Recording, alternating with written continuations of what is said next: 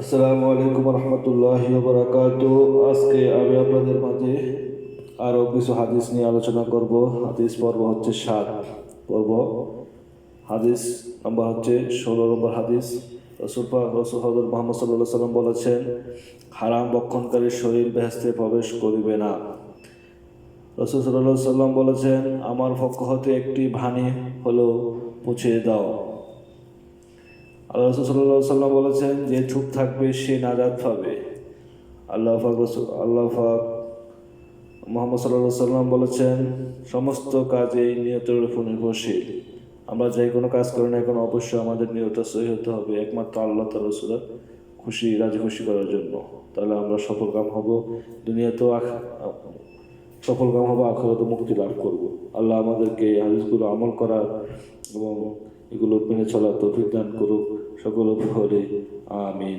আসসালামু আলাইকুম ওয়া রাহমাতুল্লাহি ওয়া বারাকাতুহু।